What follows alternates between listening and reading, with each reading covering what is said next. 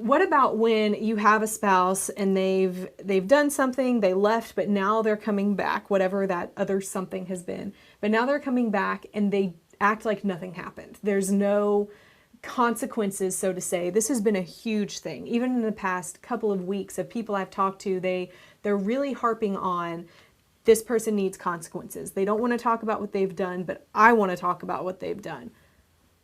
I mean, just my first line of response is consequences aren't always what we think they are. When we try and implement consequences because we've been hurt, we can actually do more damage than good in trying to reconcile the relationship. So what would your feedback be on that situation? There are actually different phases of reconciliation. So, for example, the first phase, when your husband or wife has come back, think about that as like you're dating again. Because each of you now is thinking, maybe I want to put this thing back together. Let's give it a shot. Let's give it a try. And to expect heavy, detailed, involved things to occur in that first phase is actually pretty unrealistic. Now, does it sometimes happen that way? Does it occur that way? Sure. A person might walk back in the door and say, I'm so very sorry. Let's talk about what I did. But that's not typically the way it happens. It can happen, but it's not typically the way it happens. Typically, the first phase is, let's just see if we want to go to phase 2. So let me come home. We'll hear together. Let's see if we can be friendly to each other. Let's see if we can somehow recreate some kind of a relationship with each other. But it's more like a dating relationship at this point. It's like, let's get to know each other again. Let's see if we can feel safe with each other again. Let's see if we can actually get a vision of how this can be. And in that phase, we hear all the time from people saying, but it's time. He needs to talk about what he did. She needs to understand and explain what's going on here. That's not the phase.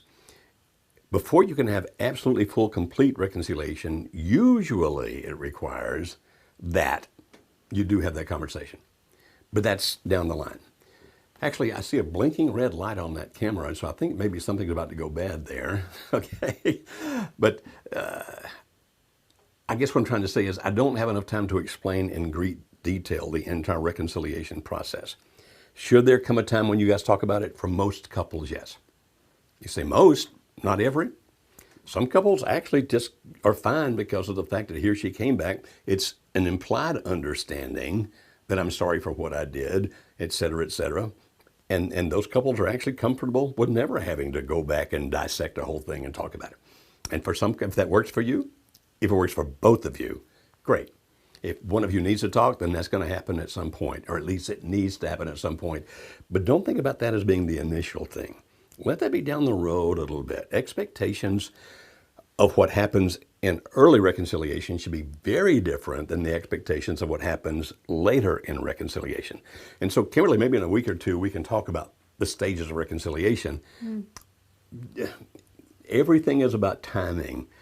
If you push too hard too fast, it may not wind up being a reconciliation at all. So sometimes you just be happy for the stage you're in, knowing that there are other things that can occur and will occur as you go down the line. Yeah, and that doesn't specifically address this other question that came in, but the part you said about if you push too hard, too fast, it can lead to not the result that you were hoping for it to lead to. Someone asked, they said, my husband is now on antidepressants, and that's how he's dealing, or at least this is how she thinks he's dealing with the decision to divorce. So his personality has changed, and he doesn't feel anything towards me anymore. He makes no contact, but he will meet with me, although it's begrudgingly. We don't have children. We have little business to discuss. Will that one day become unattractive to him? And again, just like what you were saying, is if someone is begrudgingly doing things for you, if they have this resentment towards having to meet with you, or if they feel coerced or manipulated, then that's not going to lead to warm, fuzzy feelings. No. So again, you don't want to push things too hard, but you, just like Joe has said in the past and in other videos and in some other segments, is that you want to work on you because you can. There's not a magic solution. There's not one phrase you can say that's going to automatically change things, but you want to work on you. You want to reach out when you can And when you do, you want to be strong, calm, and gentle and kind, but ultimately continue working on you and don't push things if it doesn't feel like they're going in the right direction. Mm-hmm. And in this particular situation, a couple of things. Antidepressants have pros and cons. I'm glad they exist because they've helped a lot of people. But people who are taking antidepressants at large doses, which typically is what you wind up having if they're really going to work, at least for most people it seems, that if you're having large doses of antidepressants, it can kind of lead a person to be numb. There's actually some research, I've read it, about how that large doses of antidepressants, particularly SSRI, selective serotonin reuptake inhibitors, like Lexapro or Zoloft, that family of drugs, can actually wipe out any, if not wipe out, at least diminish any feelings of romance whatsoever. Now, if your spouse is involved with somebody else, it's decreasing his or her feelings toward that person as well. But then you shouldn't expect him to all of a sudden have these warm, fuzzy feelings toward you, because the high doses, if it's high dosage of the SSRI, if that's what he's taking, is actually decreasing his ability to feel those things. And so to expect him to feel it when he's taking that is not reasonable. You say, well, then he should stop that. Not necessarily. If it's helping him handle the depression, then being on that for a while is actually a good thing. Hopefully he's getting other kind of help as well, not just medicines, but some kind of counselor or therapist who can help him deal with the depression. Therefore, if he is going to meet with you, maybe that's the person you become. Don't talk about deep and serious matters, because he's already depressed anyway. He's not processing that the way he would otherwise. If you're going to be spending time with him, if he's spending time with you, maybe is the better way to say it, then make it easy. Make it where there's nothing pushing or pressing him whatsoever. You know, let's go to dinner, and if his favorite team is the New York Yankees, let's talk about baseball. If his favorite things make him model airplanes, tell him that, boy, you might want to get him one for Christmas. Which ones does he like? In other words, you're having conversation that he can be involved in without having to do any deep thinking or deep feeling. And that then can become a comfortable thing where he feels good about being around you. I wouldn't try to be his therapist, like, I'll help you with your depression. Unless you really are really good at that, I think I'd leave that up to the therapist. And even if you really are good at that, I think I'd still leave that up to the therapist. So the meds, pros and cons. In your situation, probably a good thing.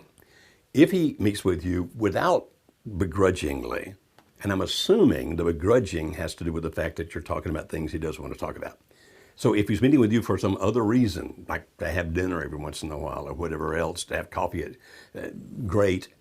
My suggestion is make it light, make it easy, so that he actually winds up enjoying those meetings, because it's someplace he can go and just feel good when he walks away from it. If you can help that happen, then good. But like Kimberly said, if he's going to walk away feeling, I didn't want to do that to begin with, I hated I was here, if that's what he's going to feel most of the time, or maybe all of the time, then why keep meeting with him? Why build up that resentment towards you? Right? Yeah, absolutely. Okay. Absolutely. So this principle that we have been talking about on this show of smart contact, of smart communication, there's different levels of intensity of it, so to say. If you're in the middle of a divorce or separation, then that applying this is going to look a bit different than if you're applying this with your spouse and you and your spouse continue to get in an argument and you're not on the verge of divorce, but you're just trying to figure out how can we communicate better. When we fight, I keep pushing things, it pushes him further away, we continue in the fight, and it's not leading to healthy communication habits. But the bottom line of both of these things is you want to build those healthy communication habits.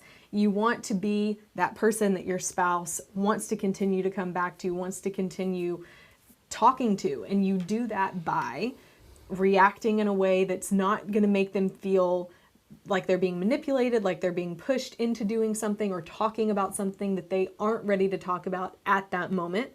And it might look like you taking some deep breaths, waiting a couple of days before approaching the topic again, and then approaching the topic in a situation that's more comfortable for both of you, approaching it in a way that you're not launching into them with anger and frustration when you start the conversation, but instead both of you are comfortable, your emotions are lower, you're calmer when you enter into that conversation. And then taking breaks from having any conversation that has to do with your marriage or something that's emotional. Talking about those things that are business items, so to say, or the non-emotional items. If you're in a good relationship, but you're just having trouble with fighting, then it might look like, how was your day? If you're not in that spot, then what it might look like is, here's what the kids are doing right now. Here's the report card they got. Here's some information back about our taxes. And you use judgment and discernment on what you need to say back to them. But ultimately, when your spouse is willing to come back and talk to you, whether there's the divorce going on and so they're coming back and they're ready to talk about something, or you've been fighting and you just haven't been able to come back to an agreement, and then your spouse is just launching into a conversation with you of, how was your day? Then you're not going to go into that fight again. You're not going to respond in a way that's going to lead to negative communication like a fight, but instead respond in a way that's calm, strong, and gentle, and in a way where they're going to want to continue a conversation with you again later. And you take this one day at a time. Every day's a new day. Every day is going to come with some unknown thing that's going to happen. But ultimately, you track towards the right direction. You go on that uphill swing of continuing to practice the things that are going to lead your spouse to want to have conversations with you, to want to be around you. And that's ultimately the premise of smart communication. Very good. All right. Well, we are so glad that you joined us today. Please subscribe to the YouTube page, like it, and call us if you need us. Again, you can find us on marriagehelper.com. If you want more information about Smart Contact, on our website, you can search through the articles that we have, through the podcast. Just type in Smart Contact and you'll find everything you need. Next week, we will be talking about the 4 steps To becoming more attractive. to becoming more attractive. So if you have questions about that, something you would love to know more about, email us at live@marriagehelper.com, and we would love to answer those. Or join us live next week. Invite your friends, whether they're single, married, whoever it might be. It's gonna be an awesome, awesome, awesome show. So we look forward to seeing you next week, and we hope you have a great one. Thank you, Joe. Thank you, Kimberly. Have a good one.